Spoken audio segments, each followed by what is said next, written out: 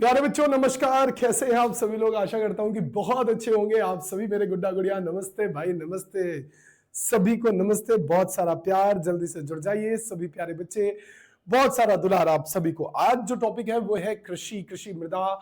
इन दोनों टॉपिकों को बहुत अच्छे तरीके से हम लोग यहां पर कवर करेंगे। तो जल्दी से जुड़ जाइए सभी प्यारे साथी। हाँ जी सर, नमस्ते भाई, नमस्ते नमस्ते नमस्ते। स्टार्ट किया जाए सेशन को। आइए स्टार्ट करते हैं। प्रश्न आपके सामने आ रहा है, ध्यान से देखिए और उत्तर करने की कोशिश कीजिएगा आप सभी प्यारे बच्चे। भारत के निम्नलिखित भौतिक भूभागों में से किसमें व्यापक जलोढ़ मिट्टी पाई जाती है? मिट्टी यानी मृदा, मृदा यानी सॉयल। हिमालय पर्वतमाला में, द्वीप समूह में, उत्तर भारतीय मैदान में, महान भारतीय स्थल में। कहां पर प्यारे बच्चे भारत के निम्नलिखित भौतिक भूभागों में से किसमें व्यापक जलोढ़ मृदा पाई जाती है? जलोढ़ मृदा को कहते हैं बेटा एल्यूवियल सॉयल। और आप देखते हो भारत का जो हिमालय क्षेत्र है, हिमालय क्षेत्र से निकलती है नदियां, नदियां अपने साथ अपर्दन करती हैं। एक आपका जो सिंधु नदी तंत्र है, और एक आपका जो गंगा नदी तंत्र है, और एक आपका जो ब्रह्मपुत्र नदी तंत्र है। इन तीन नदी तंत्रों के पास प्यारे बच्चे आपकी मिलती है, एक व्यापक मैदान का निर्माण करती है, जिसे उत्तर भारतीय मैदान की बात करते हैं। भारत के मैप में आप अभी देखेंगे प्यारे बच्चे, तो आपका विंध्याचल पर्वत श्रृंखला से उत्तर का भाग ये पूरा का पूरा आपका क्या है? उत्तर भारतीय मैदान है। और इसी उत्तर भारतीय मैदान में आपकी जलोढ़ मिट्टी, जलोढ़ मृदा पाई जाती है। लगभग कितनी जलोढ़ मृदा पाई जाती है? तो 6 से आपका 7 लाख वर्ग किलोमीटर में, 7 लाख वर्ग किलोमीटर में प्यारे बच्चे क्या पाई जाती है? जलोढ़ मृदा पाई जाती है। Very very good evening everyone. नमस्कार भाई सभी को, नमस्ते नमस्ते नमस्ते। आ जाओ जल्दी से। गुड इवनिंग, गुड मॉर्निंग सब हो जाए तुम्हारी। गुड मॉर्निंग भाई, गुड मॉर्निंग। 4 को तो गुड आफ्टरनून भी। चलो आ जाओ जल्दी से जुड़ जाओ भाई। 7 लाख वर्ग किलोमीटर की बात कर रहे थे। यहां पर प्यारे बच्चे गंगा, ब्रह्मपुत्र और कौन सी नदियां मैंने अभी आपको बताई? आपकी ब्रह्मपुत्र मतलब आपका Sindhu river system, Indus river system इसका पार्ट है सर, गंगा रिवर सिस्टम इसका पार्ट है, और आपका Brahmaputra river system, Brahmaputra river system, ये 3 नदियां प्यारे बच्चे इस नदी तंत्र का पार्ट है। ये याद रखिएगा। हाँ जी ठीक है सर। चलिए आगे बढ़ते हैं भाई। लगभग भारत का क्षेत्रफल का 40%, कितना? 40% आपका जलोढ़ मृदा है, एल्यूवियल सॉयल है, एल्यूवियल सॉयल है। ये याद रखिएगा, जलोढ़ मृदा 40% है। अगला क्वेश्चन, शुष्क मिट्टियां निम्नलिखित में से किस राज्य के पश्चिम भाग में विकसित होती हैं? जो शुष्क मिट्टियां होती हैं ये निम्नलिखित में से किस पश्चिम राज्य में आपका विकसित होती है? Assam, Bihar, Telangana, Rajasthan. Which one is the right answer? आप कहोगे सर डी राजस्थान। ये बिल्कुल सही हो जाएगा, डी यानी राजस्थान सही हो जाएगा। तो आप कह सकते हो कि जो शुष्क मिट्टी है, शुष्क मिट्टी कितने लगभग आप बात करो, यहाँ पर 70 सेंटीमीटर से भी कम वर्षा होती है, कम वर्षा होती है इस क्षेत्र में, राजस्थान वगैरह में। और यहां पर शुष्क मिट्टियां पाई जाती हैं। यहां आप देखते हो कि बिल्कुल आपका रेगिस्तानी रेतीली मृदा पाई जाती है, ये याद रखिएगा। तो भाई अब यहां शुष्क मृदा पाई जाती है, रंग में लाल तथा भूरी होती है, रंग में लाल तथा भूरी होती है, लाल रंग की होती है तथा आपकी भूरे रंग की होती है, आप इसे कह सकते हो। हाँ जी ऐसे ही होता है ना, रेगिस्तान कुछ इसी प्रकार से दिखता है। आपका राजस्थान, राजस्थान के अलावा प्यारे बच्चे ये यहां पर गुजरात वाले क्षेत्र में, गुजरात का जो कच्छ वाला रण वाला क्षेत्र है, इन क्षेत्रों में आपको ये मृदा देखने के लिए मिलती है। गुजरात के पश्चिम भाग में, आप इसे कह सकते हो गुजरात के जो पश्चिम भाग वाला एरिया है, मैप में समझो इसे, ये गुजरात है प्यारे बच्चे, ये आपका पूरा गुजरात है। गुजरात के पश्चिम वाले भाग में प्यारे बच्चे ये मृदा आपकी पाई जाती है, ये याद रखना। चलिए आगे बढ़ते हैं भाई। यहां पर आपका अगला क्वेश्चन आ रहा है, निम्नलिखित में से कौन सी मिट्टी का घटक नहीं है? कौन मिट्टी का घटक नहीं है? आज ज्योग्राफी का आखिरी प्रैक्टिस सेट होगा, जीके जीएस में एक पार्ट आप लोग कंप्लीट कर जाओगे आज। जियोग्राफी, समझे? जियोग्राफी, आज के बाद आप जियोग्राफी के बादशाह हो। जाओ बेटा किसी पेपर में बैठ जाओ, जाकर गर्दा उड़ा कराओगे, ये गारंटेड है। ठीक है, तो एक बार मुझे सभी बच्चे बता देंगे कि निम्नलिखित में से कौन सी मिट्टी का घटक नहीं है। एस्ट्रॉइड नहीं है, पत्थर के कण नहीं है, खनिज नहीं है, बैक्टीरिया और कवक नहीं है। Which one is the right answer? प्यारे बच्चों, आपको क्या लगता है सही क्या हो जाएगा? बताइए जरा, सभी प्यारे बच्चे बताएंगे। हाँ जी सर, बहुत बढ़िया। निम्नलिखित में से कौन मिट्टी का घटक नहीं है? एस्ट्रॉइड, पत्थर का कण, खनिज, बैक्टीरिया और कवक। तो आप क्या कहोगे? मिट्टी का जो घटक नहीं है वो आपका एस्ट्रॉइड है। क्या? एस्ट्रॉइड आपका मिट्टी का घटक नहीं है। बाकी बेटा आपका पत्थर हो गया, आपका जो है खनिज हो गया, बैक्टीरिया, कवक हो गया। एस्ट्रॉइड लोगों की बॉडी में लगाया जाता है। आप देखते होंगे कि कभी भी किसी को बहुत ज्यादा, जैसे आपने मुकेश अंबानी जी के लड़के को देख रखा होगा, वो बहुत हैवी है, फूले हुए हैं, आपने देखा होगा। तो प्यारे बच्चे, वो एस्ट्रॉइड का उन्होंने उनको एक इन्फ्लेमेशन जो होता है, ब्लड के अंदर इन्फेक्शन आ जाता है, तब एस्ट्रॉइड संदर्भ आपको लगाया जाता है, ये याद रखेगा। तो मिट्टी में आपकी कौन कौन सी मृदा में सामग्री होती है? तो मृदा सामग्री के अंदर आपका पत्थर के कण आते हैं, खनिज आते हैं, बैक्टीरिया और कवक आते हैं, ये बात तो ठीक है। अब यहां पर देखिएगा कि यहां पर कार्बनिक पदार्थ भी आते हैं। कौन से? कार्बनिक पदार्थ आते हैं। कार्बनिक पदार्थ भी इसी के अंतर्गत आते हैं, मिट्टी के अंदर। इसका पत्थर के कण आते हैं, साथ में जो खनिज वगैरह, अच्छा खनिज लिखा हुआ है तो खनिज वगैरह प्यारे बच्चे ये सब आते हैं इसके अंतर्गत। अगला प्रश्न, भारत के कुल क्षेत्रफल का लगभग 40% भाग कौन सी मिट्टी पाई जाती है? भारत के कुल क्षेत्रफल का लगभग प्यारे बच्चे कितने प्रतिशत भाग कौन सी मिट्टी पाई जाती है? बात 40% की है, बात 30% की है, 18%? बताइए कौन सी मृदा कितने प्रतिशत पाई जाती है? खैर आपको ये पता होना चाहिए बहुत अच्छे तरीके से। यदि नहीं पता है तो ध्यान से देखिएगा। भाई देखो, ये सिंपल सी बात है, जलोढ़ मृदा, जिसे आप लोग एलुवियल सॉइल के नाम से जानते हैं। किस नाम से? एलुवियल सॉइल के नाम से जानते हैं। यही प्यारे बच्चे क्या है? आपकी जलोढ़ मृदा है। और ये लगभग भारत के 40% भूभाग में, 40% भूभाग में पाई जाती है, ये याद रखिएगा। ठीक है भाई। अब ये जो 40% भूभाग में पाई जाती है जलोढ़ मृदा, इसे ध्यान से देखना कि ये आपकी 40% भूभाग में कहां कहां पाई जाती है? यूपी में, आपका यूपी में हो गया सर, बिहार में हो गया, ठीक है, यूपी बिहार, आपका पश्चिम बंगाल, यूपी बिहार पश्चिम बंगाल, इन क्षेत्रों में आपकी ये मृदा पाई जाती है। कौन कौन से? यूपी बिहार पश्चिम बंगाल, आपका असम, यहां पर माजुली द्वीप, असम के अंदर एक बात और ध्यान रखना, ब्रह्मपुत्र नदी पर आपका माजुली द्वीप भी अवस्थित है। और माजुली द्वीप आपका विश्व का सबसे बड़ा नदी द्वीप भी उसे कहते हैं हम लोग, विश्व का सबसे बड़ा नदी द्वीप कहते हैं माजुली द्वीप को, ये ध्यान रखना। क्लियर प्यारे बच्चे? हाँ या नहीं बताएंगे सभी प्यारे साथी? चलो बहुत बढ़िया, एक बार थम्स अप दबा के बताना कि इतनी बातें क्लियर है। चलिए बहुत सुंदर। अब यहां पर जो जलोढ़ मृदा होती है 2 प्रकार की होती है। कितने प्रकार की होती है बताइए मेरे साथ सभी बच्चे, कितने प्रकार की होती है? आप कहेंगे सर 2 प्रकार की जलोढ़ मृदा होती है। 2 प्रकार की। कितने प्रकार की? 2 प्रकार की होती है जलोढ़ मृदा। कितने प्रकार की होती है? बोलो जरा सा सभी प्यारे बच्चे। 2 प्रकार की जलोढ़ मृदा होती है। पहली कौन सी और दूसरी कौन सी, इसे बहुत अच्छे तरीके से समझना। ठीक है भैया, सोनाली बेटा, पूजा, सभी प्यारे बच्चे ध्यान से समझेंगे कि 2 प्रकार की कौन कौन सी होती है। एक होती है आपकी जलोढ़ मृदा, आपकी एक होती है पुरानी जलोढ़, एक पुरानी जलोढ़, और एक होती है आपकी नवीन जलोढ़। एक होती है आपकी नवीन जलोढ़, नवीन जलोढ़। एक होती है पुरानी जलोढ़ और दूसरी होती है नवीन जलोढ़। अब जो पुरानी जलोढ़ होती है प्यारे बच्चे, ये आपकी कहलाती है बांगर, इसे कहते हैं बांगर। और जो नवीन जलोढ़ होती है इसे कहते हैं आपका खादर। इसे क्या कहते हैं प्यारे बच्चे? खादर कहते हैं, ये याद रखना। क्या कहते हैं? खादर कहते हैं, ये याद रखना। ठीक है भाई। Suman ji very good evening. चलो वेरी गुड मॉर्निंग, इवनिंग। आ जाओ इधर, देखो सुनो, इधर ध्यान से देखना और प्रत्येक प्रश्न का उत्तर करने की कोशिश करना आप लोग, क्योंकि आज ये जो चैप्टर है आपको बहुत अच्छे से क्लियर हो जाएगा, इसकी गारंटी है। ठीक है, चलो। किस प्रक्रिया में पोषक तत्व या प्रदूषक पानी द्वारा बहा दिए जाते हैं और मिट्टी की निचली परतों में ये चले जाते हैं? आप बताइए किस किस उसमें होते हैं, किस प्रक्रिया में जो पोषक तत्व होते हैं वो प्रदूषक पानी द्वारा बहा दिए जाते हैं और मिट्टी के निचली परत में चले जाते हैं? तो इस प्रक्रिया को प्यारे बच्चे निछालन कहा जाता है। ये ध्यान रखिए, कल को ऐसा प्रश्न आ जाए तो इस प्रक्रिया को हम लोग क्या कहते हैं? निछालन कहते हैं, ये याद रखिएगा। क्या कहा जाता है सरवर जी? निछालन कहा जाता है जी, बिल्कुल ध्यान रखिएगा। इसे कहते हैं हम लोग निछालन। और निछालन से किस मृदा का निर्माण होता है? लैटराइट मृदा का।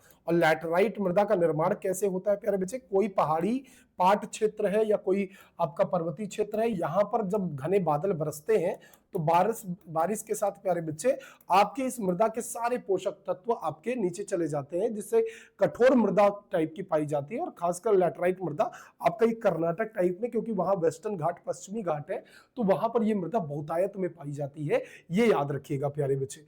चलिए अगला प्रश्न, दक्कन के पठार की काली मिट्टी निम्नलिखित में से किस खनिज की कमी से होती है, आप ये बताइए। दक्कन के पठार की काली मिट्टी निम्नलिखित में से किस खनिज की कमी से होती है, आपको सिंपल और सोबर तरीके से बताना है कि दक्कन के पठार की काली मिट्टी निम्नलिखित में से किस खनिज की कमी होती है। भाई सीधी सी बता दो तो फास्फोरस की कमी होती है। यहां पर सर आयरन तो होता है, लोहा तो होता है, सर पोटास भी होता है, चूना भी होता है, क्यों?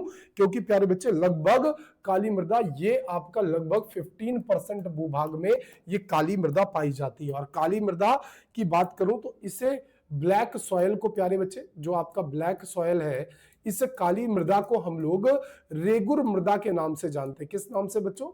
रेगुर मृदा के नाम से जानते हैं। इसे ही हम लोग आपका सेल्फ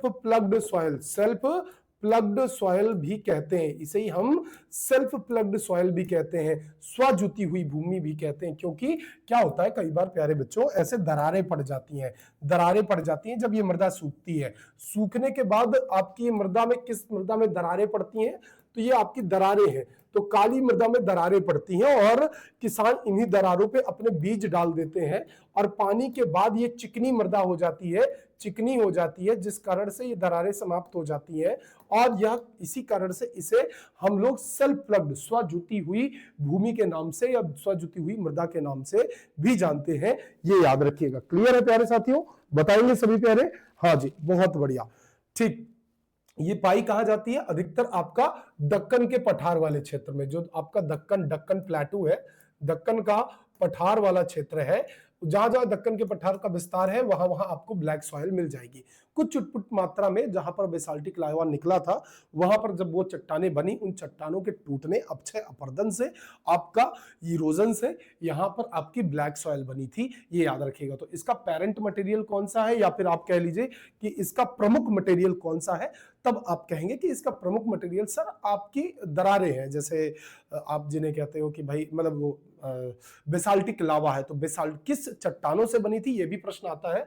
तो बेसाल्टिक चट्टानों से बनी थी। बेसाल्ट लावा की चट्टानों से ये मृदा बनी थी। लावा की चट्टानों से, चट्टानों के टूटने से आपकी काली मृदा बनी थी। ये याद रखेगा। पंजाब राज्य निम्नलिखित में से किस प्राकृतिक संसाधन में समृद्ध है, आप ये बताएंगे जी। बहुत बढ़िया। देखिए पीडीएफ के लिए आप या तो टेलीग्राम ज्वाइन कर लीजिए, ठीक है, हाँ जी, या हमारा एक एमसीक्यू बैच है, उस बैच में एनरोल कर लीजिए, उस पे आ जाएगा। बाकी टेलीग्राम पर मिल जाती है हमारी पीडीएफ, सामान्यतः टेलीग्राम पर मिल जाती है, ये याद रखना प्यारे बच्चों। ठीक, पंजाब राज्य निम्नलिखित में से किस प्राकृतिक संसाधन में समृद्ध रहा है, आपको ये बताना है। ठीक है, जैसे ही क्लास खत्म होती है सारी, रात को 10:15 में हमारे परिणाम मंत्रा के टेलीग्राम चैनल पर आपकी जो है पीडीएफ अपडेट कर दी जाती है। पंजाब राज्य किस प्राकृतिक संसाधन के लिए समृद्ध है? पंजाब राज्य में ऐसा क्या है सर? तो आप जानते हो, भारत की रोटी की टोकरी कहा जाता है। भारत की रोटी की टोकरी कहा जाता है इसे क्या कहते हैं हम लोग? भारत की रोटी की टोकरी। भारत की रोटी की टोकरी, भारत की रोटी की टोकरी कहते हैं। भारत की रोटी की टोकरी कहा जाता है किसे? आपके पंजाब को। पंजाब को भारत की रोटी की टोकरी कहा जाता है। बिल्कुल सही बात है। कोई दिक्कत परेशानी नहीं जी? कोई दिक्कत परेशानी नहीं है सर। फिर कोई दिक्कत नहीं जी? कोई दिक्कत नहीं है।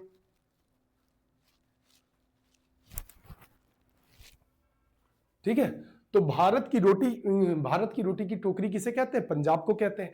अब जो पंजाब है प्यारे बच्चे, ये आपका उपजाऊ मिट्टी के लिए, बिल्कुल सही कहा। प्रत्येक छात्र देखिए, एक ही क्लास की मैं बच्चों आपसे रिक्वेस्ट करता हूं कि आप सब लोग जो है वो कोशिश कीजिए कि ऑप्शन जरूर उत्तर कीजिए, समझे? उत्तर जरूर कीजिए सभी प्यारे साथी। ठीक है, चलिए बताइए जरूर। गलत होने से मत घबराइए, घबराएगा वो जो पढ़ेगा नहीं। आप सब पढ़ रहे हो सीखने के लिए। लैटराइट मिट्टी का निर्माण निम्नलिखित में से किस के कारण हुआ है? जो लैटराइट मिट्टी है इसका निर्माण का कारण क्या है? संपीड़न है, लीचिंग है, अवसादन है? बताएंगे भाई जो है क्या है? हरित क्रांति भी आप जानते हैं ना, आंध्र प्रदेश और पंजाब से प्रारंभ हुई थी। जो आपका ग्रीन रेवोल्यूशन था वो पंजाब और आपका यही कारण था कि यहां की मिट्टी बहुत उपजाऊ थी। हाँ जी, लैटराइट मिट्टी का निर्माण किस कारण से होता रहा है? बहुत बढ़िया, लीचिंग से। लीचिंग की जो प्रक्रिया है ये लैटराइट मिट्टी के निर्माण का कारण है। समझे? लैटराइट मिट्टी को एक अन्य नाम से भी जाना जाता है। बताओ लैटराइट मिट्टी को किस नाम से जाना जाता है? ईंट मिट्टी के नाम से। ईंट मिट्टी के नाम से, ईंट मिट्टी के नाम से जाना जाता है लैटराइट मिट्टी को। और बेटा ये बड़ी कठोर हो जाती है, तुम्हें पता है लैटराइट जो मृदा होती है ना, ये बड़ी कठोर मृदा हो जाती है। ये भारत के क्षेत्रफल का लगभग आप कहोगे तो 4.3% प्यारे बच्चे, 4.3% आपकी लैटराइट मिट्टी का निर्माण किया जाता है। ये याद रखिएगा। ये लीचिंग की प्रक्रिया के द्वारा बनती है जी। इसमें कार्बनिक पदार्थ और महत्वपूर्ण खनिज सिल्का की कमी होती है। इसमें सिल्का की कमी होती है और आप कह सकते हो कि सिल्का की कमी पाई जाती है किस मृदा में? आप कहना लैटराइट मृदा के अंदर आपकी सिल्का की कमी पाई जाती है। ये याद रखिएगा भाई। प्रश्न आपका है कि डैश काली मिट्टी वाला क्षेत्र जो दक्कन ट्रैप के रूप में जाना जाता है, ये उत्तरी मैदान है या प्रायद्वीपीय पठार है, तटीय मैदान है, हिमालय पर्वत है? Which one is the right answer? क्या लगता है प्यारे बच्चों, सही क्या हो जाएगा बताइए? हाँ जी, बहुत बढ़िया। तो डैश काली मिट्टी वाला क्षेत्र दक्कन के ट्रैप में रूप में जाना जाता है। तो ये आपका प्रायद्वीपीय पठार है, ये याद रखना। ये क्या है? प्रायद्वीपीय पठार है, दक्कन ट्रैप के रूप में जाना जाता है। इसे प्रायद्वीपीय पठार के रूप में भी आप जानते हैं। बेसिकली ये इसका पार्ट है। ये प्रायद्वीपीय पठार आपका पूरा का पूरा ये वाला क्षेत्र है प्यारे बच्चों, ये आपका प्रायद्वीपीय पठार है। और दक्कन का प्लेटू जो है ये आपका महाराष्ट्र रीजन आप जो देखते हो, ये दक्कन ट्रैप कहते हैं। क्या हुआ था, बहुत पुराने समय की बात है, लगभग 200 मिलियन साल पहले की बात है। सर आप तो थोड़ी मोड़ी बात भी नहीं करते हो, सीधे 200 मिलियन साल के बात करते हो। यहां पर ऊपर वाले क्षेत्र को कहते थे अंगारा लैंड। क्या कहते थे? 200 मिलियन साल पहले अंगारा लैंड। पृथ्वी के जो भूखंड थे दो बराबर भागों में बट गए थे।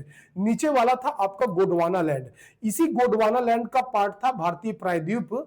और अफ्रीका के बगल से जब भारतीय प्रायद्वीप उत्तर की ओर मूव कर रहा था, तो मूव करते हुए मेडागास्कर पड़ता है। कभी अफ्रीका का द्वीप उठाकर देखना, कॉन्टिनेंट उठा के देखना, तो एक मेडागास्कर पड़ता है। उस मेडागास्कर से लावा निकला, क्योंकि जैसे ही ये मूव कर रहा था धीरे धीरे टेक्टोनिक मूवमेंट्स की वजह से ये धीरे धीरे मूव कर रहा था भारतीय प्रायद्वीप ऊपर की ओर, और एक लावा का छेद निकल गया। कहते ना चलते चलते कहीं से दरार पड़ गई, तो दरार पड़ गई तो यहां पर आकर एक लावा फैल गया इस पूरे क्षेत्र में।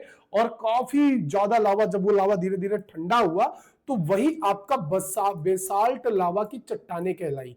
बेसाल्ट लावा की चट्टाने कहलाई, ये याद रखिएगा। क्या कहलाई? बेसाल्ट लावा की चट्टाने कहलाई। अब फिर यही चट्टाने जब टूटी तो बेटा आपकी काली मृदा कहलाई। क्या? काली मृदा कहलाई, ये याद रखिएगा। है ना कितना साधारण, कितना खूबसूरत। क्या इसमें कोई दिक्कत परेशानी किसी भी प्यारे बच्चों को? शायद नहीं होनी चाहिए प्यारे बच्चे, क्योंकि इतना खूबसूरत तरीके से मैंने आपको बताया कि भैया ये चला थे ऊपर की ओर और साइड में धक्का मार रहे थे तो नीचे से टूट गया लावा, और लावा टूटा तो इनके ऊपर एक मोटी सी परत जम गई दक्कन ट्रैप पर यहां पर। और इस मोटी सी परत को आप कहते हो क्या?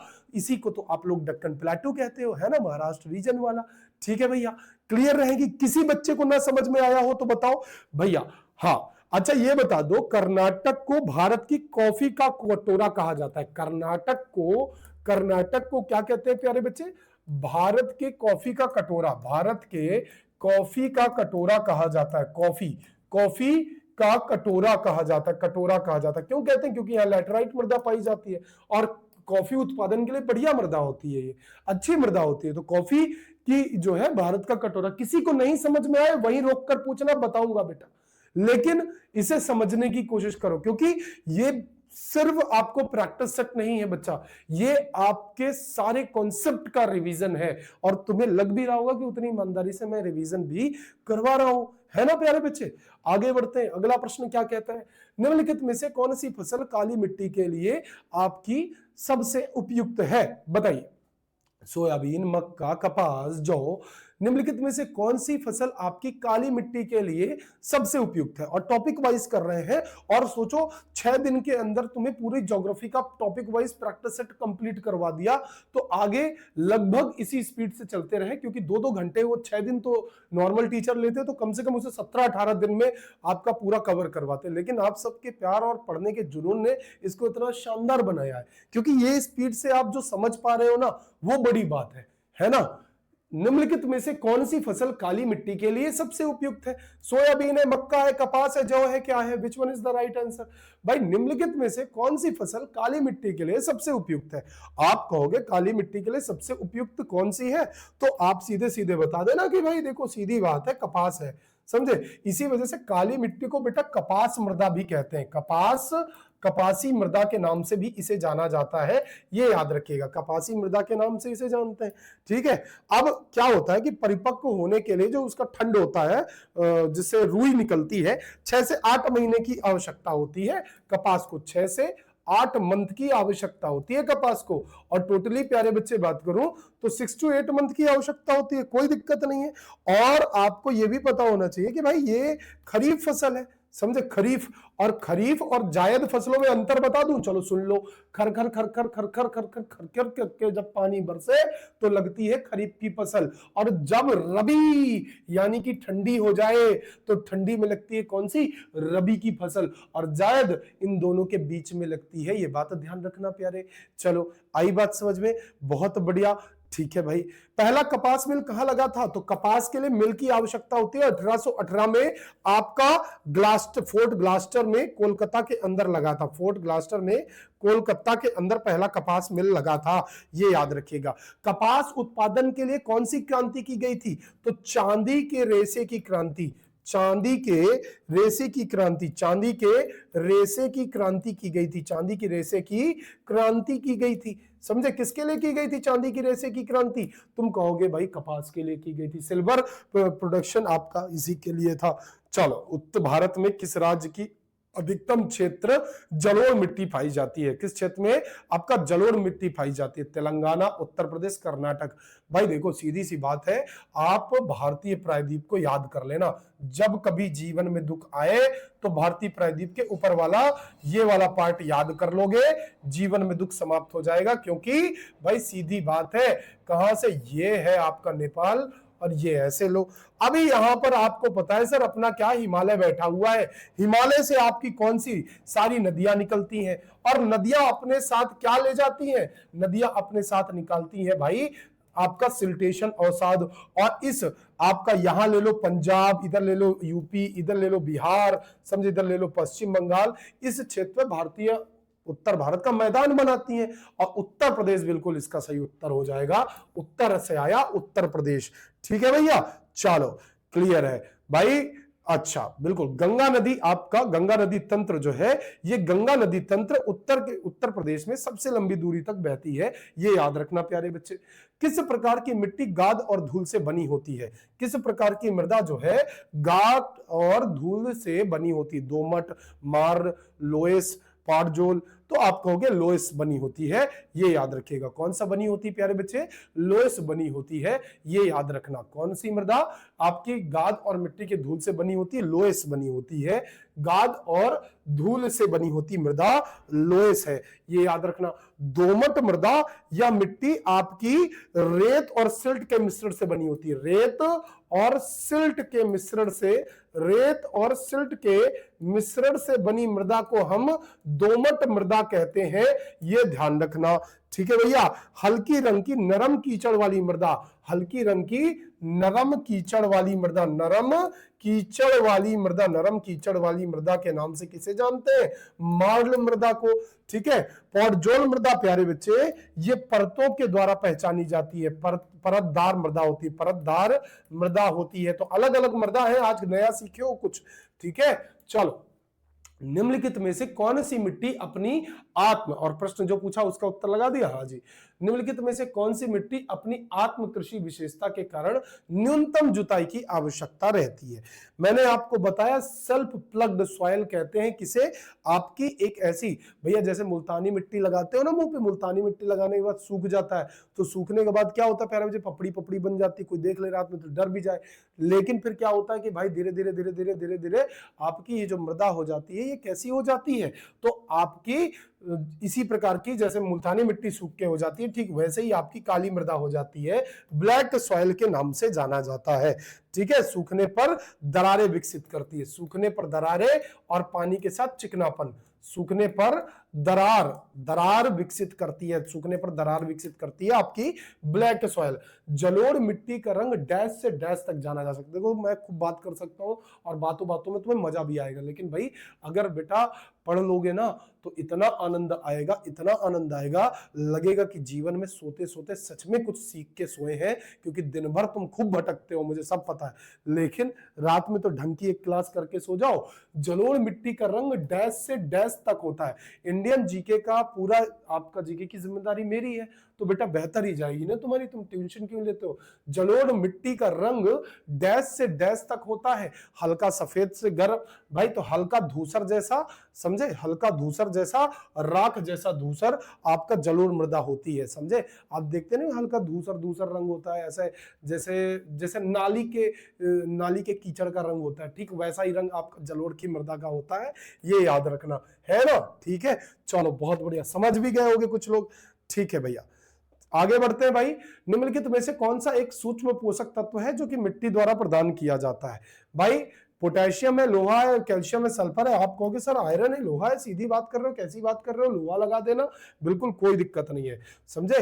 और मिट्टी द्वारा एक सूक्ष्म पोषक तत्व आपका लोहा है, बाकी nitrogen, phosphorus, calcium, magnesium, sulphur ये प्रमुख पोषक तत्व है मृदा के।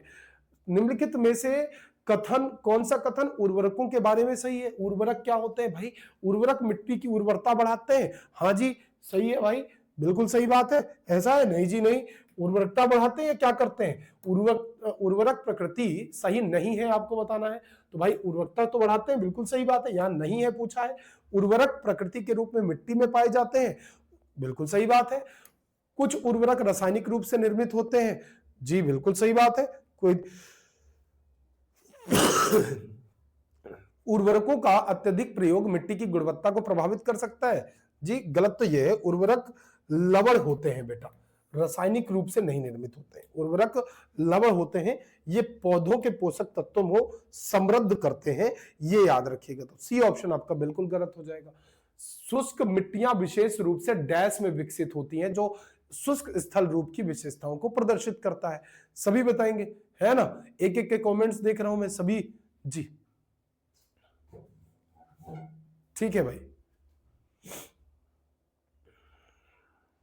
बिल्कुल उर्वरकों का अधिक उपयोग अगर आप मिट्टी की गुणवत्ता को प्रभावित करता है, बिल्कुल सही है, खत्म कर देता है मिट्टी, ज्यादा उर्वरक डालोगे ना तो मिट्टी खत्म बेटा, खराब हो जाएगी। ठीक है, कारखानों में तैयार किया जाता है, अवयवी लवण होते हैं, ये रासायनिक रूप से नहीं, अवयवी लवण होते हैं, उनको लवणीय प्रकार से तैयार किया जाता है, ठीक, इसलिए सी सही है, नहीं पूछा था ना इसलिए। शुष्क मिट्टियां विशेष रूप से डैश में विकसित होती हैं, जो शुष्क स्थल रूप की विशेषताओं को प्रदर्शित करती हैं। शुष्क मिट्टियां विशेष रूप से कहां विकसित होती हैं, आप कहोगे पश्चिम वेस्टर्न राजस्थान वाला जो एरिया है, आपका पश्चिम राजस्थान वाला एरिया है, यहां पर ये विकसित होती हैं, याद रखिएगा। शुष्क मिट्टियों के बारे में भी बताया था। निम्नलिखित में से कौन सी मिट्टी विशेषता का सही युग्म है, सही युग्म आपको पहचानना है, तो भाई देखो सीधी सी बात है, सही युग्म बताना है, बता दो जरा, कोई दिक्कत है यहां पर। भाई देखो सीधी सी बात है, बलुई मिट्टी बड़े कण का अनुपात अधिक होता है, महीन कण के जगह यहां पर बलुई मिट्टी में होते हैं भैया बड़े कण, क्या होते हैं, बड़े कण, बड़े कण होते हैं। तो भाई सीधी बात है, गलत तो इसमें होगा ही नहीं, बड़े कण होते हैं बलुई मिट्टी में, कोई दिक्कत ही नहीं है। चिकनी मिट्टी में बड़ो कण, चिकनी मिट्टी में छोटे कण होते हैं, समझे, छोटे कण होते हैं, तो बड़े कण यहां होंगे नहीं, ये आपके छोटे कण होते हैं, ये याद रखना। तो कुल मिलाकर ना तो एक ना तो ना ही दो सही है, दोनों ही नहीं सही है, समझ में आई बात। चलो बहुत बढ़िया, आगे देखो। मिट्टी बनने के किस कारक से मिट्टी का संचय निर्धारित होता है? मिट्टी बनने के किस कारक से मिट्टी का संचय आपका निर्धारित होता है? जीव जंतु, वनस्पति, स्थल, रूप, मूल, शैली। आप कहोगे भाई मिट्टी के निर्माण का जिम्मेदार कारक होता है स्थल रूप, कि भाई टोपोग्राफी कैसी है। इंग्लिश वाले बच्चे टोपोग्राफी कैसी है, समझे? टोपोग्राफी कैसी है इस बात पे आपका ये निर्भर करता है, ये याद रखिएगा। इसके अलावा उसकी मिट्टी की बनावट वगैरह, उसकी मूल चट्टान वगैरह जो है, मूल चट्टान, समझे? मूल चट्टान जो पेरेंट रॉक होती है उस पर मिट्टी की जो बनावट है, समझे? बनावट है, बनावट निर्भर करेगी। उसके अलावा मिट्टी का पीएच मान क्या है, यानी रासायनिक गुण कैसी है, क्षारीय है, लवणी है, रासायनिक गुण इस पर निर्भर करेगी। समझे? किस बात पर, कि वो किस मूल चट्टान से बनी है, बेसाल्टिक लावा से बनी है, आग्नेय चट्टान से बनी है, या किस प्रकार से बनी हुई है, इस बात पे। सेडिमेंट्री रॉक से मृदा बनी है तो किस रॉक से बनी है, कि उसका मूल चट्टान कैसी है। तो मिट्टी का जो बनावट है, बनावट के अलावा रंग वगैरह, ये सब मूल चट्टान ही डिसाइड करता है, ये बात याद रखेगा। तो मूल चट्टान बहुत इंपॉर्टेंट कारक है। जलवायु से आपका डिसाइड होता है उसका तापमान, जलवायु से ह्यूमस, जलवायु ह्यूमस की दर को, ह्यूमस की दर को, ह्यूमस क्या होता है बेटा, कार्बनिक पदार्थ होता है, कार्बनिक पदार्थ होता है, ये याद रखिएगा। ह्यूमस क्या होता है, कार्बनिक पदार्थ होता है। आप कह सकते हो जलवायु ह्यूमस की दर को प्रभावित करती है, ये बात याद रखिएगा। क्लियर है प्यारे बच्चे, हाँ या नहीं बताइएगा। चलिए, तटीय और शुष्क क्षेत्रों में मिट्टी के संरक्षण किस विधि में वायु प्रवाह को रोकने और मिट्टी को बचाने के लिए पेड़ों में कतारें लगाई जाती हैं? मल्चिंग, आश्रय पट्टी, चट्टान बांध, ससुम्च अवरोध, या which one is the right answer? प्यारे बच्चे आप लोग बताइएगा। तटीय और शुष्क क्षेत्रों में मिट्टी का संरक्षण किस विधि में वायु के प्रवाह को रोकने और मिट्टी को बचाने के लिए पेड़ों की कतार लगाई जाती है? किस प्रकार की? भाई देखो, ये एक प्रकार की आश्रय पट्टी होती है।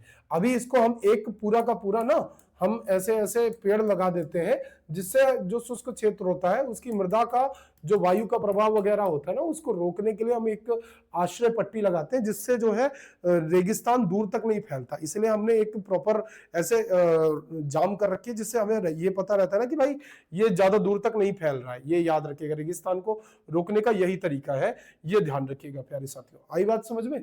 चलो बहुत बढ़िया। आश्रय पट्टी के बाद निम्नलिखित में से कौन सा स्थान लैटराइट मृदा के बारे में सही नहीं है? लैटराइट मृदा के बारे में कौन सा स्थान आपका सही नहीं है? तमिलनाडु, आंध्र प्रदेश, केरल। लाल लैटराइट मिट्टी काजू जैसी फसलों में अधिक उपयुक्त है, या आमतौर पर ह्यूमस से समृद्ध होता है, या मिट्टी चाय और कॉफी की खेती के लिए बहुत उपयोगी है। लैटराइट मिट्टी का विकास उच्च तापमान और भारी वर्षा वाले क्षेत्रों में होता है।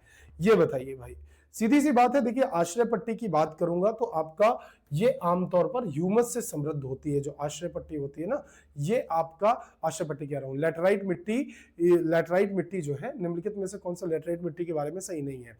तो भाई लैटराइट मिट्टी में ह्यूमस ही गायब होता है। अब ह्यूमस क्यों गायब होता है, आपको कॉन्सेप्ट याद होगा, मैंने बताया तो कोई पर्वत क्षेत्र है, पठार या पहाड़ी क्षेत्र है, उसमें क्या हो रहा है, बारिश हो रही है, ढलान से आपकी सारा ह्यूमस वगैरह, सारे आपके इंपॉर्टेंट खनिज वगैरह सब बह गए, और जब इंपॉर्टेंट सही खनिज वगैरह बह गए तो प्यारे बच्चे कुछ बचा नहीं। तो तमिलनाडु, आंध्र प्रदेश लैटराइट मृदा जैसी आपकी फसलें यहाँ पर पाई जाती, काजू जैसी फसलें भी होती हैं। इस मिट्टी पे चाय कॉफी की खेती बहुत होती है, बिल्कुल सही बात है। इस मिट्टी का विकास उच्च तापमान और भारी वर्षा वाले क्षेत्रों में होता है। कहाँ कहाँ होता है बताइए? उच्च तापमान और भारी वर्षा वाले क्षेत्रों में होता है। सर्वर बेटा पूजा अपसारी, ठीक है रोमन मीन्स जी। क्या इतनी बातें क्लियर है भैया? चलो आगे बढ़िए भाई, आगे देखिए। किस मिट्टी के द्वारा सहन किया जाने वाला अधिकतम भार जिससे संरचना को गंभीर क्षति ना हो, उसे क्या कहते हैं भाई? उस चीज को हम क्या कहते हैं भाई? वहन क्षमता कहते हैं। क्या बोलते हैं? वहन क्षमता कहते हैं। ये याद रखिएगा। वहन क्षमता मतलब होता है कि आप कितना सहन कर पा रहे हो, कितना वहन कर पा रहे हो, इतना खर्चा वहन कर ले रहा है ये व्यक्ति, तो उसे ऐसा कह दिया जाता है, वहन क्षमता कहा जाता है। ये याद रखिएगा प्यारे बच्चे। आगे है भाई, अगला प्रश्न क्या कहता है? डैश निम्न वर्षा वाले क्षेत्रों में दक्कन के पठार के पूर्वी और दक्षिणी भागों को क्रिस्टलीय और आग्नेय चट्टानों पर विकसित किया जाता है या विकसित होती है। लाल मिट्टी, काली मिट्टी, जलोढ़ मिट्टी, शुष्क मिट्टी। बताइएगा कौन सी मृदा है आपके जो निम्न वर्षा वाले क्षेत्र है उनके दक्कनों के पठार के पूर्वी और दक्षिणी भागों में क्रिस्टलीय आग्नेय चट्टानों पर विकसित होती है। आपको यह बताना है। बताएंगे सभी प्यारे बच्चे बताएंगे कि सही क्या हो जाएगा। देखिए जो लाल मिट्टी है आपकी, ये जो रेड सॉइल है, ये आपका दक्कन के पठार के पूर्वी भाग और दक्षिणी भाग में क्रिस्टलीय आग्नेय चट्टानों पर विकसित होती हैं, ये याद रखिएगा। ठीक है, भारत में लगभग लाल मृदा जो है आपका, जो रेड सॉइल है, लाल मृदा का प्यारे बच्चे 18% क्षेत्र है। कितना? 18% आपका क्षेत्र लाल मृदा का है। ये आपका रूपांतरित चट्टानों के, जो आपकी रूपांतरित चट्टानें होती हैं, रूपांतरित चट्टानें होती हैं, इन रूपांतरित चट्टानों से आपकी लाल मृदा का निर्माण होता है। लौ ऑक्साइड की उपस्थिति का कारण लाल होता है। लौ ऑक्साइड की उपस्थिति का कारण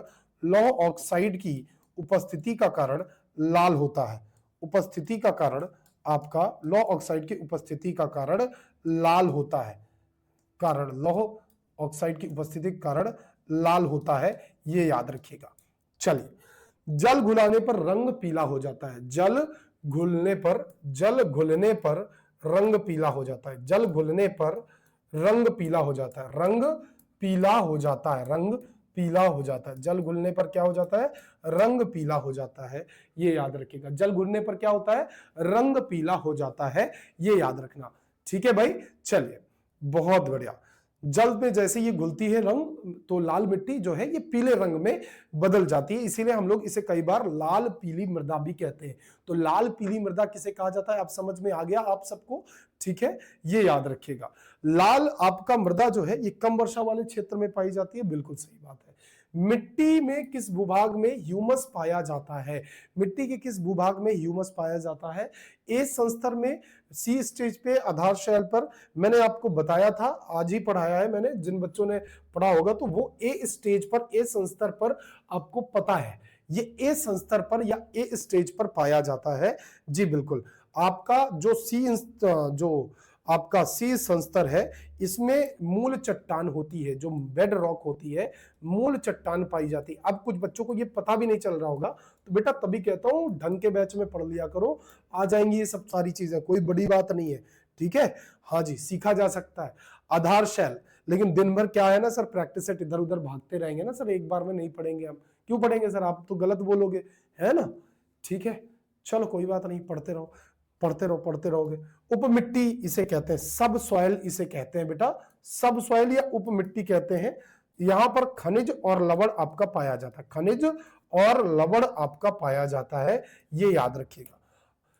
डैश एक गहरी लाल मिट्टी है जो कि उष्णकटिबंधीय क्षेत्रों में पाई जाती है, अक्सर मैफिक आग्नेय चट्टानों पर विकसित होती है।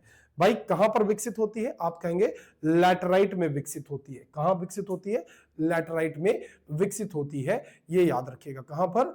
लैटेराइट में विकसित होती है। लैटेराइट एक गहरी लाल मिट्टी है। क्या है? गहरी लाल मिट्टी है, गहरी लाल मृदा है ये। लैटेराइट क्या है? गहरी लाल मृदा है, ये ध्यान रखना। लैटेराइट क्या है? गहरी लाल मृदा है, ये याद रखना बच्चों। मैफिक आग्नेय आधारशिला, जो आपका मैग्नीशियम और लोहे की समृद्ध आधारशिला होती है, उसी को हम ये जो है लैटेराइट मृदा के नाम से जानते हैं। पता है ना, लीचिंग की प्रक्रिया जो है उसके कारण इसका निर्माण हो जाता है, ये याद रखिएगा।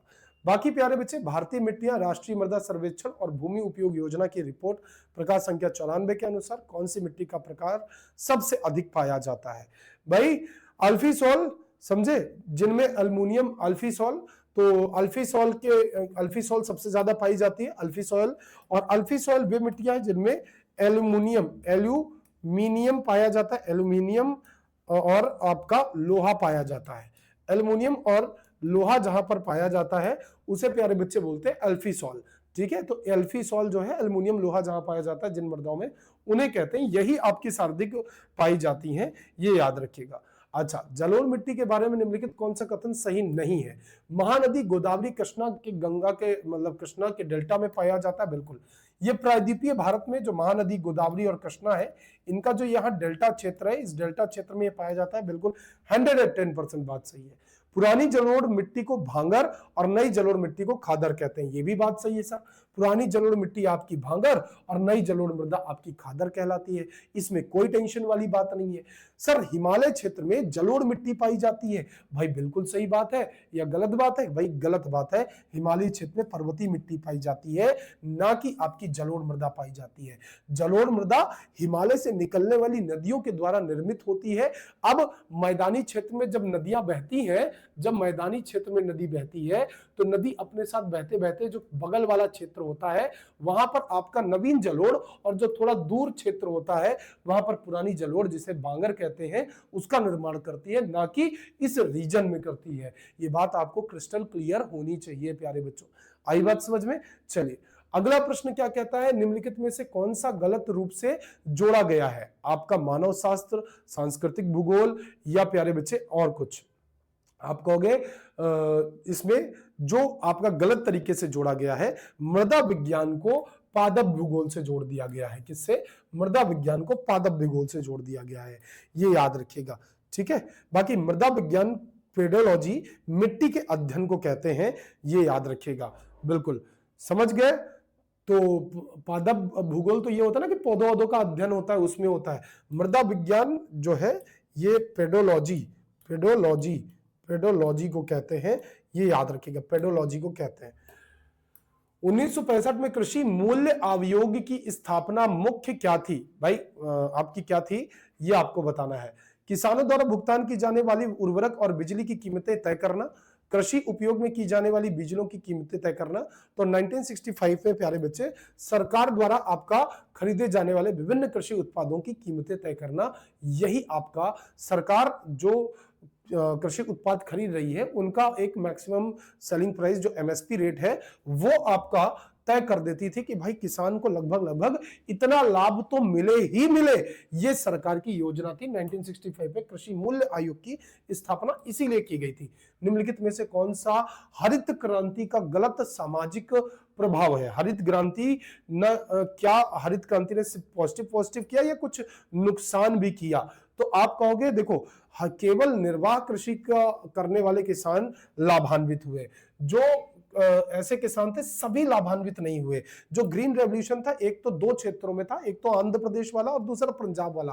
तो पंजाब के जो किसान थे ना वो उससे बहुत ज्यादा लाभान्वित हुआ, देश लाभान्वित हुआ, लेकिन जो वास्तविक सभी किसान थे उन तक जो लाभ पहुंचना था वो लाभ नहीं पहुंचा। इसी वजह से वहां के किसान और बाकी राज्यों के किसानों में बहुत बड़ा बेसिक डिफरेंस आपको देखने के लिए मिलता है प्यारे साथियों, ये याद रखिएगा। हरित क्रांति प्यारे बच्चे लैटिन अमेरिका में 1940 से लेकर 1940 से लेकर 60 तक लैटिन अमेरिका में ये चली थी। कहां पर चली थी? लैटिन अमेरिका में ये चली थी, ये याद रखना प्यारे साथियों। दूसरी बात बेटा, यह शब्द आपका विलियम गॉड के द्वारा दिया गया था, समझे। हरित क्रांति के जनक किसे कहा जाता बेटा? जो ग्रीन रेवोल्यूशन थे, हरित क्रांति के जनक किसे कहते हैं? तो हम कहते हैं नॉर्मन बोरलॉग को। नॉर्मन बोरलॉग को, समझे, नॉर्मन बोरलॉग को हरित क्रांति का जनक कहा जाता है, ये याद रखिएगा। इसके अलावा भाई जो यूएसए का नोबेल शांति पुरस्कार है 1970 में दिया गया। यूएसए का नोबेल शांति पुरस्कार कब दिया गया? इन्हें नोबेल शांति का पुरस्कार 1970 में दिया गया था। भारत में हरित क्रांति के जनक किसे कहते हैं? इन्हें तो वर्ल्ड में कह देते हैं, और हरित क्रांति के जनक इंडिया के अंदर किसे कहते हैं? तो एमएन स्वामीनाथन जी को कहा जाता है। किसको? एमएस स्वामीनाथन जी को, एमएस स्वामीनाथन जी को कहा जाता है, ये याद रखिएगा। तो एमएस स्वामीनाथन जी को कहा जाता है। क्या इतनी बातें सभी प्यारे बच्चे क्लियर है? हाँ या नहीं? मेरे गुड्डा गुड़िया बता दीजिएगा। भारत में कृषि क्षेत्र से संबंधित स्वर्णिम क्रांति किसमें जुड़ा हुआ है? क्या नारियल उत्पादन में है, काजू खेती में है, बागवान शहद में है, या खनिज है? गोल्डन क्या होता है बेटा? तो गोल्डन तो बेटा बागवानी और शहद होता है सर, समझे। तो गोल्डन क्रांति आपकी ये संबंधित है प्यारे बच्चे आपके बागवानी और शहद से। और उसके अलावा आपसे पूछा जाए कि जो स्वर्ण क्रांति थी ये बेटा फल और शहद से संबंधित थी। किससे? आपका फल और शहद से संबंधित थी। फल और शहद से जुड़ी हुई थी। और इसके अलावा बेटा काली क्रांति पेट्रोलियम से जुड़ी थी। काली क्रांति आपकी पेट्रोलियम से जुड़ी थी, पेट्रोलियम से, किससे? पेट्रोलियम से जुड़ी थी। काली क्रांति पेट्रोलियम से जुड़ी थी, है ना। इसके अलावा बेटा आपकी जो हरित क्रांति है, ये हरित क्रांति किससे जुड़ी थी? खाद्य अनाज से, खाद्य अनाज से जुड़ी थी, खाद्य अनाज से जुड़ी थी हरित क्रांति, ये याद रखना। भूरी क्रांति चमड़ा से जुड़ी थी, भूरी क्रांति किससे जुड़ी थी? भूरी क्रांति प्यारे बच्चे चमड़ा से जुड़ी थी, ये याद रखिएगा, है ना। भूरी क्रांति किससे जुड़ी थी? बताओ, चमड़ा से जुड़ी थी। ठीक है भाई, चलो याद रखना इतनी बातें। अच्छा, और भी है क्या सर? अभी और भी तो है, नीली क्रांति वगैरह, वो भी बता देता हूं। सुनो इधर, जो आपकी ब्लू क्रांति थी, नीली क्रांति थी, ये किससे जुड़े थे? बताओ, नीली क्रांति किससे जुड़ी थी? तुम कहोगे सर नीली क्रांति आपके मछली पालन से जुड़ी थी, मछली पालन से जुड़ी थी नीली क्रांति, मछली पालन से जुड़ी थी। इसके अलावा आपकी धूसर जो क्रांति है, ये धूसर क्रांति आपकी किससे जुड़ी थी? धूसर क्रांति, तो धूसर क्रांति आपके उर्वरक से जुड़ी हुई थी, उर्वरक से जुड़ी थी धूसर क्रांति। इसके अलावा गुलाबी क्रांति, गुलाबी क्रांति प्यारे बच्चे आपके प्याज से जुड़ी थी, किससे? गुलाबी क्रांति आपके प्याज से जुड़ी थी। इसके अलावा प्यारे बच्चे आपका सफेद क्रांति दूध से, ऑपरेशन फ्लड के नाम से जाना जाता है ना इसे, सफेद क्रांति को। सफेद क्रांति किससे जुड़ी थी? बताओ, सफेद क्रांति सर दूध से जुड़ी हुई थी, दूध को ज्यादा उत्पादन बढ़ाने से। इसके अलावा बेटा लाल क्रांति आपका मांस और टमाटर दोनों में बढ़ावा देने के लिए, मांस और टमाटर दोनों का बढ़ावा देने के लिए जुड़ी हुई थी। इसके अलावा बेटा रजत क्रांति जो आपका सिल्वर क्रांति थी, ये आपका अंडा और पोल्ट्री फार्म की क्रांति थी, अंडा और पोल्ट्री फार्म की क्रांति थी। ठीक है भैया। सफेद क्रांति ये जो थी ना बेटा, ये दूध से संबंधित थी, और हम एमएस स्वामीनाथन ने तो ये सारी क्रांतियां शुरू की, लेकिन जो दूध की क्रांति थी, ये वर्गीस कुरियन इसके जनक थे। कौन थे? वर्गीस कुरियन इसके जनक थे। क्या इतनी बातें क्लियर रहेंगी आप सभी प्यारे बच्चों को? चलो बहुत बढ़िया, याद रखना। पंजाब में भूमध्य सागर से उत्पन्न समशीतोष्ण चक्रवातों से होने वाली वर्षा कौन सी फसलें लाभान्वित होती हैं? खरीफ की, रबी की, जायद की, नकदी की, कौन सी फसलें बेटा? तो मैंने आपको बताया था कि पश्चिमी विक्षोभ, पश्चिमी विक्षोभ। अब तुमको पश्चिमी विक्षोभ नाम लेते ही चीजें याद हो जाएंगी भाई। पश्चिमी विक्षोभ, वेस्टर्न डिस्टर्बेंस, जब भूमध्य सागर में होता है, साइक्लोन से यहां से बादल उड़कर आते हैं और भारत के उत्तर पश्चिम एरिया पर आंसर करते हैं प्यारे बच्चे जी। और उसके बाद भाई सीधी सी बात करो, जब ठंडी चल रही होती तब बारिश होती है, और ठंडी में आपको पता है रबी की फसल लगती। क्यों? रबी, ठंडी, खरखर खरखर खरखर खरखर क्या बरसता है? पानी, और पानी जब बरसता है तो उसे क्या कहते हैं भाई? खरीफ की फसल कहते हैं। ये ध्यान रखना प्यारे साथियों। क्या इतनी बातें क्लियर है? अगला देखो, किस केंद्र शासित प्रदेश में झूम कृषि को दीपा कहा जाता है? झूम कृषि को दीपा कहा जाता है किस केंद्र प्रदेश में? आप बताओ, अंडमान निकोबार, जम्मू कश्मीर, दादर नगर हवेली, लद्दाख में। बताओ भाई सही क्या हो जाएगा? बताइए जरा सा, सही क्या हो जाएगा? हाँ जी, क्लियर है? हाँ जी भाई, अंडमान और निकोबार द्वीप समूह में। क्या है भाई? ये जो अंडमान और निकोबार द्वीप समूह है, यहीं पर तो इसे दीपा कहते हैं। और झूम कृषि क्या होती है? ये पेड़ लगा हुआ है बेचारा, समझे? ये पेड़ लगा हुआ है, समझे? और कुछ लोग आएंगे और इस पेड़ को काट देंगे, और भाई कट गया पेड़, समझे? कट गया पेड़, और यहां पर क्या हो गई? अब ये खेती करेंगे इस जमीन पे। फिर जब इसकी उर्वरता समाप्त हो जाएगी, जब इसकी उर्वरता समाप्त हो जाएगी और ये लाल खून हो जाएगी, इस जमीन का एकदम खून खून हो जाएगा, तो इस खराब भूमि को छोड़कर आगे फिर जाकर ये पेड़ काट देंगे, अगले पेड़ को काट देंगे। तो इस प्रकार यही तो होती है झूम कृषि, इसी को तो कहते हैं बेटा झूम कृषि। ठीक है भैया। और कई नामों से जाना जाता है झूम कृषि को, ध्यान से पढ़ना, बता रहा हूं कौन कौन से नामों से जाना जाता है। इधर देखो, झूम कृषि को किन नामों से जाना जाता है, किन क्षेत्रों में जाना जाता है झूम कृषि का? ये प्रश्न आपसे सदैव पूछा जाता है, तो इस बात को पढ़ो, अच्छे से पढ़ो, बिल्कुल फोकस्ड होके। और किस, कहां भाग रहे हो? कौन भाग रहा है? इधर देखो, अब इधर देखना, उत्तर पूर्व में आपका ये जो उत्तर पूर्व है, ये आपका उत्तर पूर्व में इसे हम लोग झूम के नाम से जानते हैं। किस नाम से? झूम कृषि के नाम से जानते हैं। ठीक है। छत्तीसगढ़, अंडमान छत्तीसगढ़ में, और आपका छत्तीसगढ़ में, छत्तीसगढ़िया सबसे बढ़िया है ना भैया, छत्तीसगढ़।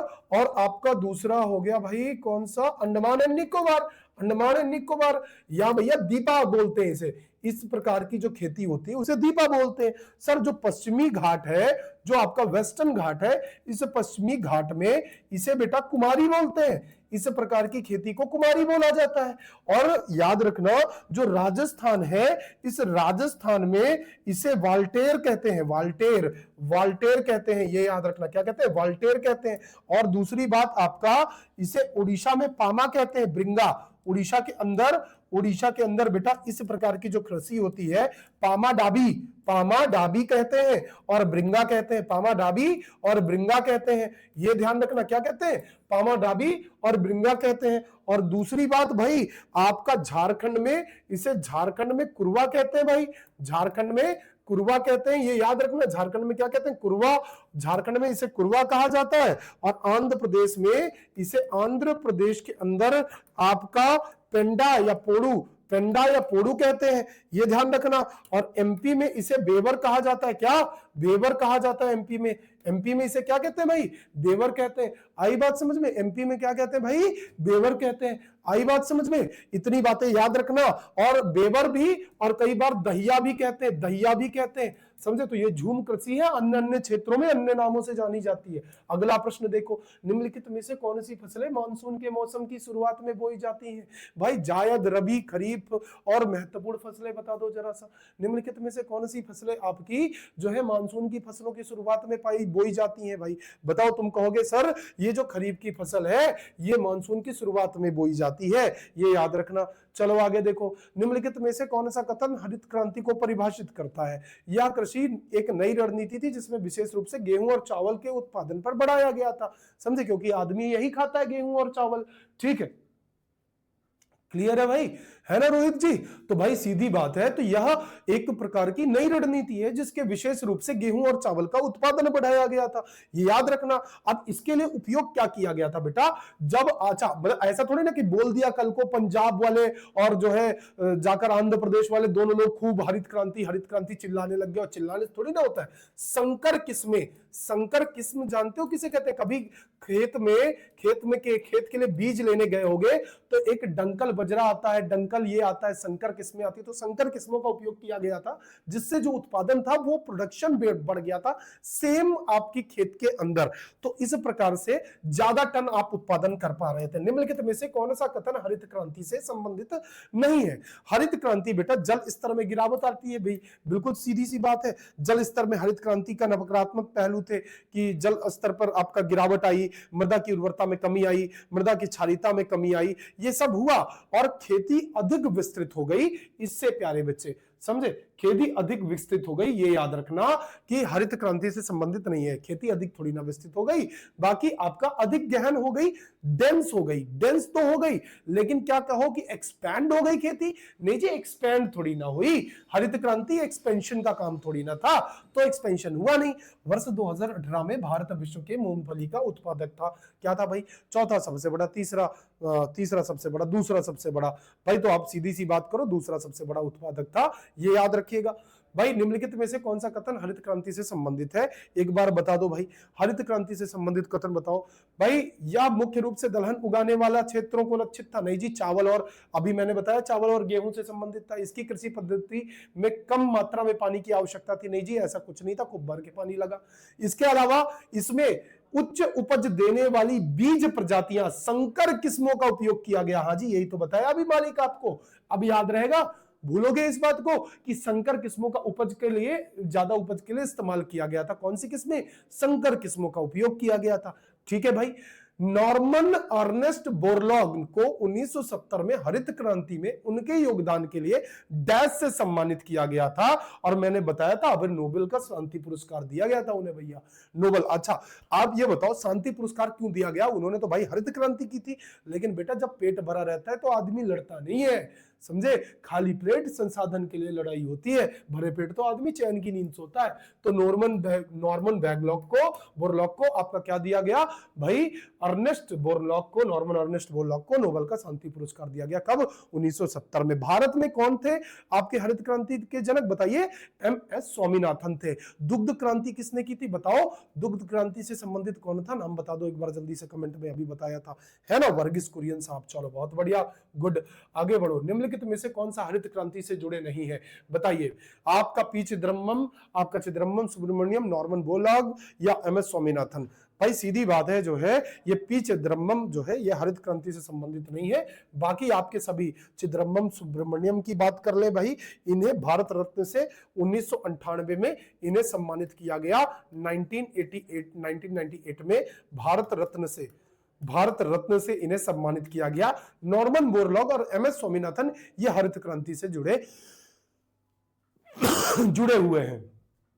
आगे ठीक है भाई, आगे देखो भाई, हरित क्रांति के उपज के कारण, सीधी सी बात समझो भाई, देखो इधर, हरित क्रांति के कारण कृषि उत्पादन में वृद्धि मुख्य रूप से संकर उपज किस्मों के उपयोग से हुई। यहां संकर उपज किस्मों का पूर्ण रूप क्या है?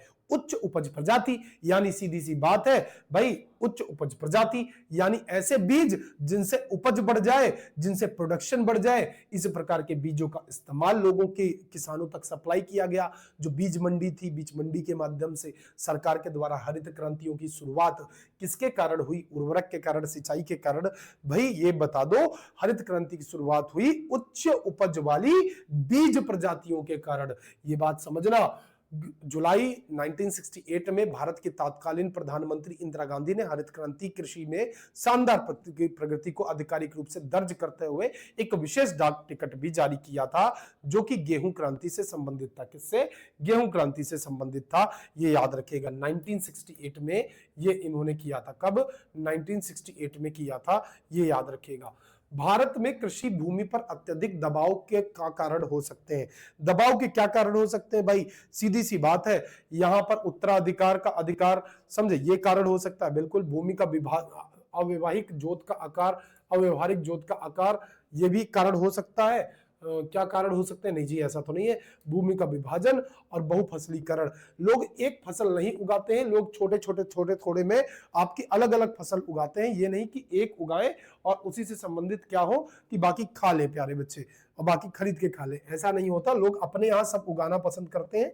यही एक कारण है प्यारे बच्चे, जिसके वजह से होता है, दूसरा आपका नहीं है। हरित क्रांति के तहत उपयोग किए जाने वाले उच्च उपज बीज किस देश से जुड़े हुए थे भाई? देखो, हरित क्रांति के दौरान कुछ किस्में यूज की गई थी, जैसे आपका PL 480 ये जो किस्म थी ना, ये किस्म गेहूं की थी और ये मैक्सिको देश की थी। कौन से देश की थी? मैक्सिको देश की थी PL 480।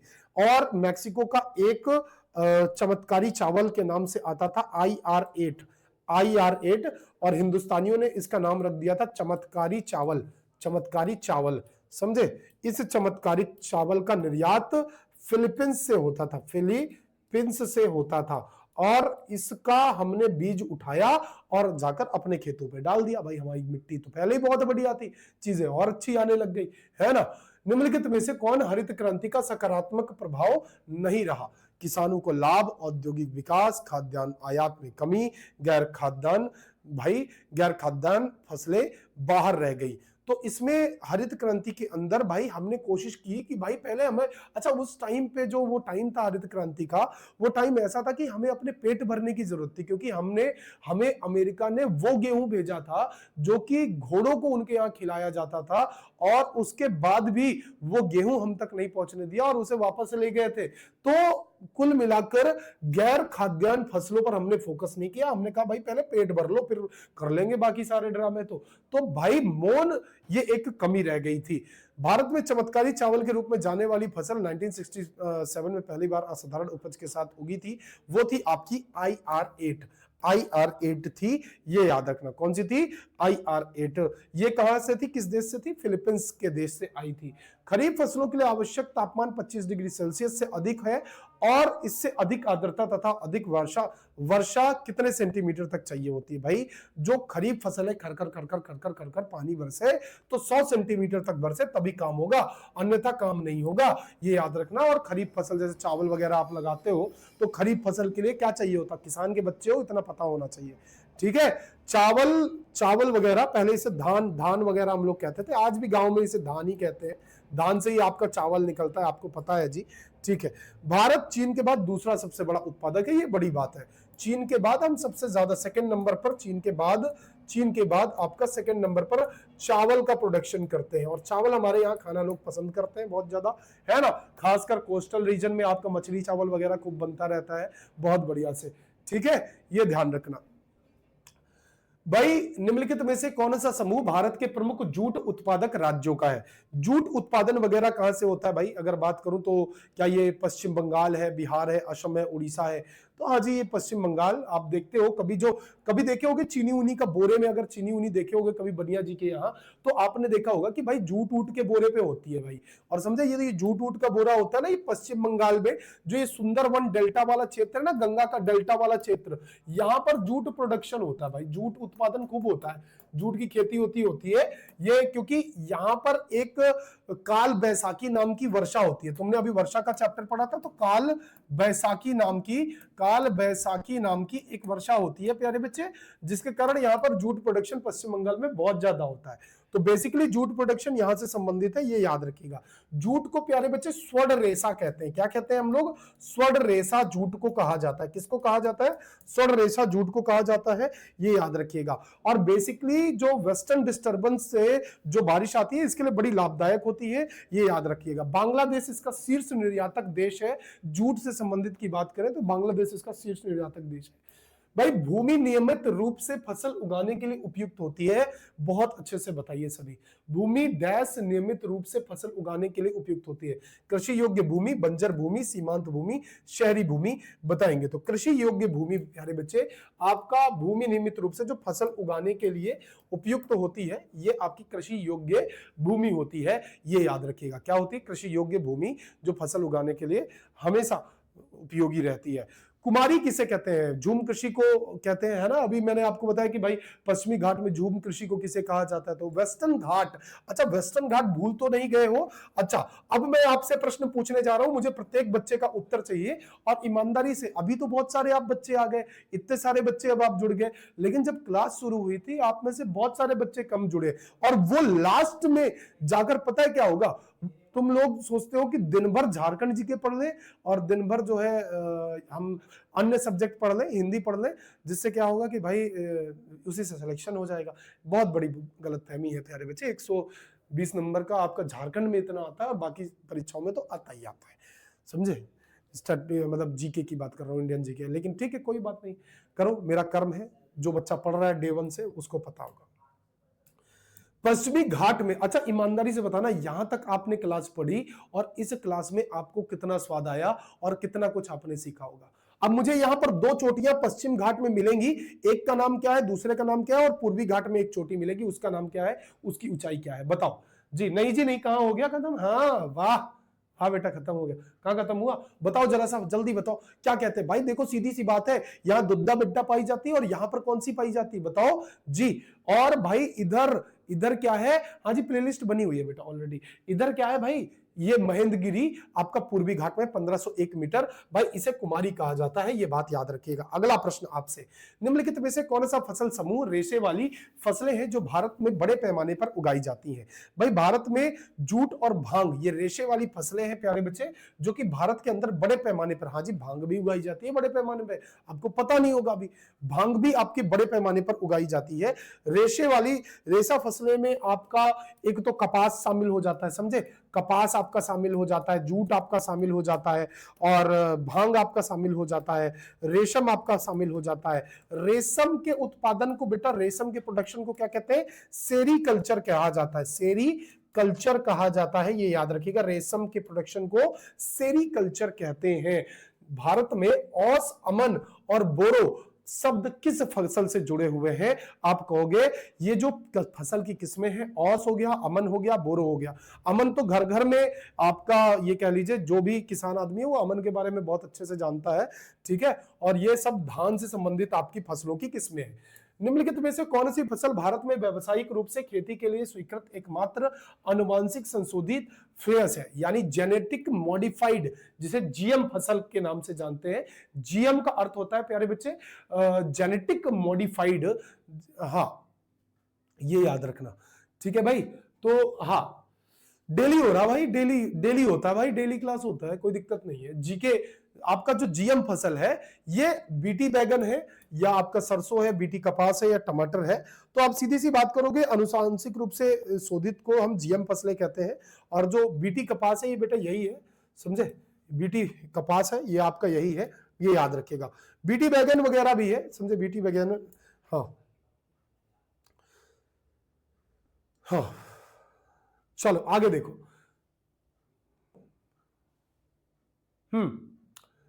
हरित क्रांति के दूसरे चरण के बारे में निम्नलिखित में से कौन सा सही है, बताओ।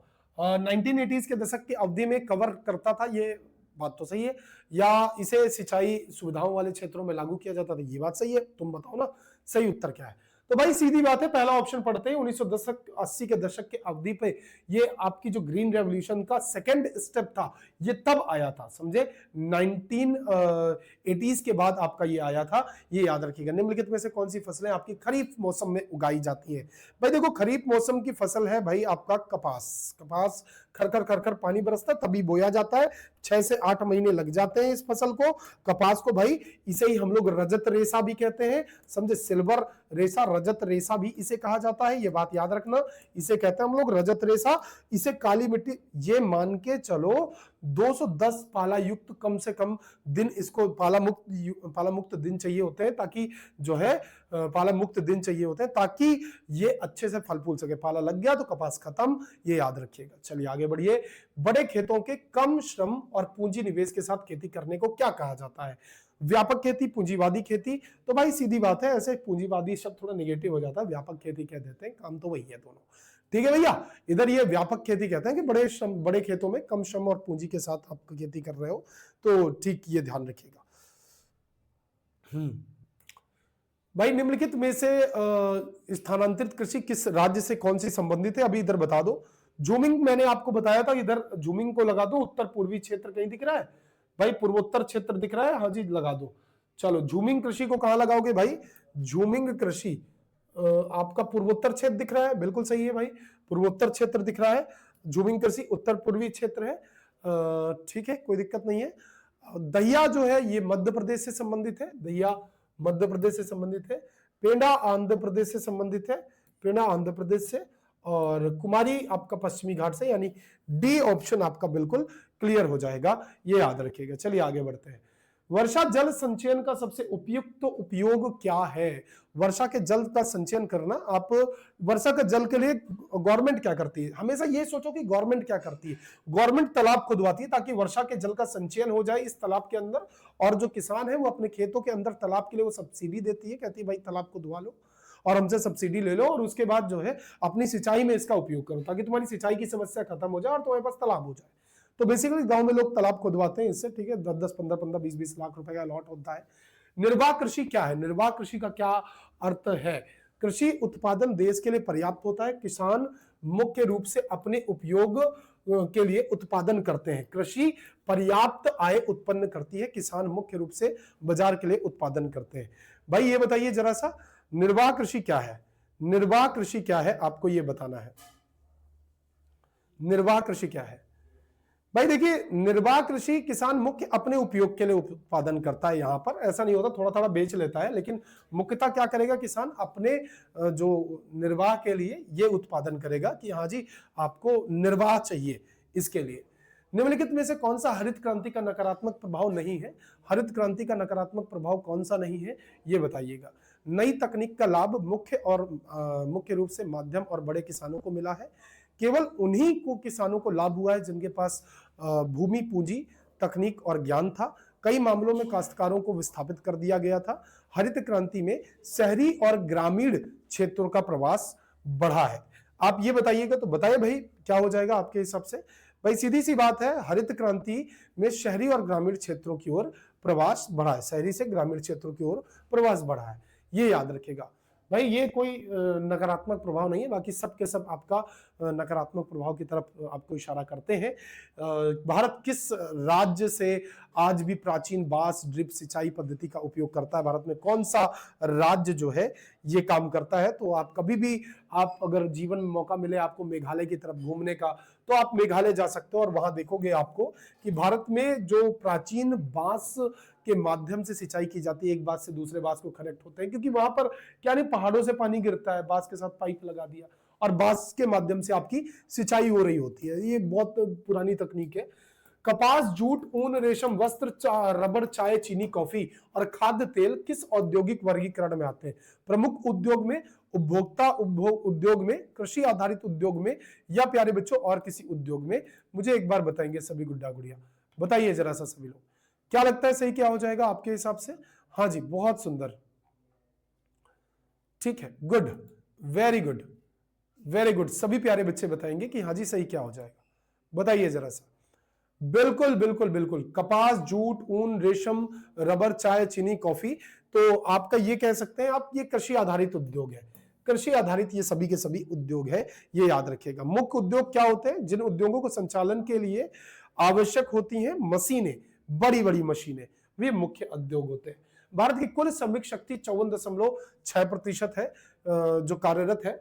ये शिकार और संग्रहण, विनिर्माण और कृषि संबंध के क्षेत्र यानी खनन वगैरह से संबंधित है। आप सभी बताएंगे, बताइए जरा सा। जी अंकित पांडे जी, क्या लगता है आपके हिसाब से सही उत्तर क्या हो जाना चाहिए था? तो भाई सीधी सी बात है, आप इसे कह सकते हो कि भाई ये जो है आपका कृषि संबंध जो क्षेत्र है, ये आप इसके लिए एकदम सही उत्तर कह सकते हो। कृषि संबंधित जो क्षेत्र है ये बिल्कुल सही हो जाएगा।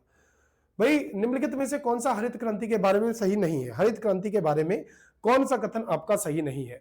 ये कृषि आधुनिकीकरण के लिए निजी क्षेत्र का कार्यक्रम था। कृषि आधुनिकीकरण के लिए निजी क्षेत्र का कार्यक्रम था, ये बताइए। निम्नलिखित में से कौन सा हरित क्रांति का प्रभाव नहीं था? हरित क्रांति का प्रभाव नहीं था, आप कहेंगे कौन सा हरित क्रांति का प्रभाव नहीं था, बताइए जरा सा। जी हरित क्रांति के बारे में तो ये कृषि क्षेत्र के आधुनिकीकरण का, ये बिल्कुल सही बात है, ठीक है, क्लियर है, कोई दिक्कत नहीं है। निम्नलिखित में से कौन सा हरित क्रांति का प्रभाव नहीं था?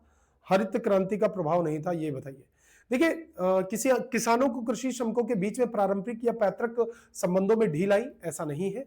हरित क्रांति का प्रभाव नहीं था तो नगद भुगतान से अनाज के भुगतान की ओर बदलाव हुआ, ऐसा कुछ नहीं हुआ था। बाकी स्वतंत्र रूप से ऐसा तो नहीं हुआ था, बिल्कुल नहीं हुआ था कि भाई, ये सामान्य विवेक वाला प्रश्न था, आप इसे बहुत अच्छे से डील कर सकते थे। इसको एक बार पढ़ते। चावल की खेती के लिए कौन सा पर्यावरणीय कारक आवश्यक है? चावल की खेती के लिए आपको यहां पर उच्च तापमान और हाई मॉइस्चर चाहिए, और मॉइस्चर को कहते हैं आर्द्रता। तो उच्च तापमान और उच्च आर्द्रता ये बिल्कुल परफेक्ट है, आप इसे कह सकते हो बिल्कुल। लगभग 25 डिग्री सेल्सियस से उच्च तापमान आपके पास होना चाहिए, 25 डिग्री सेल्सियस से आपका ज्यादा तापमान होना चाहिए। वर्षा जो है 100 सेंटीमीटर से अधिक होनी चाहिए, 100 सेंटीमीटर से ज्यादा वर्षा होनी चाहिए। बाबा बुदन की पहाड़ियां भारत में कौन सी फसल उगाई जाती है? भाई बाबा बुदन की जो पहाड़ी है, ये चिकमंगलूर का तुमने नाम सुना हो, कर्नाटक के अंदर। तो बाबा बुदन की पहाड़ियां आपके चिकमंगलूर के अंदर पड़ती हैं, चिकमंगलूर के अंदर पड़ती हैं, और ये पड़ता है कर्नाटक में। और इसके अंदर होती है बेटा आपकी कॉफी की खेती, चिकमंगलूर में होती है बेटा कॉफी की खेती, ये याद रखिएगा, ठीक है भैया। चलो, ब्राजील विश्व के कॉफी का कटोरा कहा जाता है। ब्राजील जो है ये आपके, ब्राजील आपका विश्व के कॉफी का कटोरा, विश्व के कॉफी का कटोरा, विश्व के कॉफी का कटोरा कहते हैं इसे, विश्व के कॉफी का कटोरा कहते हैं ब्राजील को, ये याद रखिएगा। और भारत में कर्नाटक में अरेबिका, रोबस्टा और लिबेरिका, ये 3 प्रकार की जो कॉफी की किस्म है, ये भारत के कर्नाटक में पाई जाती है। नाम क्या क्या बोला मैंने बेटा आपका? अरेबिका, रोबस्टा और लिबेरिका, ये 3 प्रकार की कर्नाटक की किस्में हैं कॉफी की। हरित क्रांति में विशेषताएं कौन सी है, आपको ये बताना है, बताइए। फसल उत्पादन में वृद्धि, व्यवसायिक खेती के निर्वाह में खेती की ओर बदलाव, कृषि क्षेत्रफल में वृद्धि, आप ये बताना बड़ा। जी बहुत बढ़िया, आपका बिल्कुल फसल उत्पादकता में वृद्धि हुई, कृषि क्षेत्रफल में वृद्धि, समझे। व्यवसायिक खेती के निर्वाह की खेती की ओर बदला, ऐसा कुछ नहीं है, ठीक है, ये तो उल्टी बात बोल रहे हैं, पहला तीसरा सही हो जाएगा।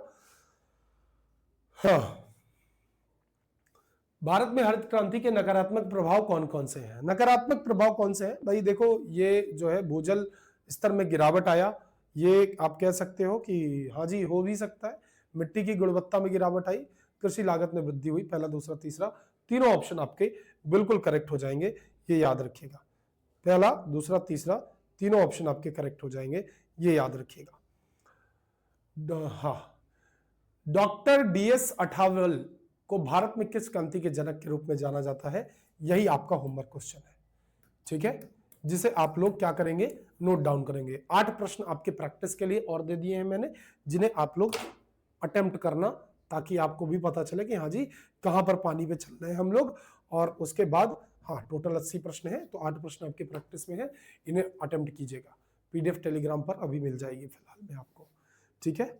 चलिए, बहुत बहुत आप सब लोग जो है पढ़ते रहिए, और हाँ जी बिल्कुल अच्छे तरीके से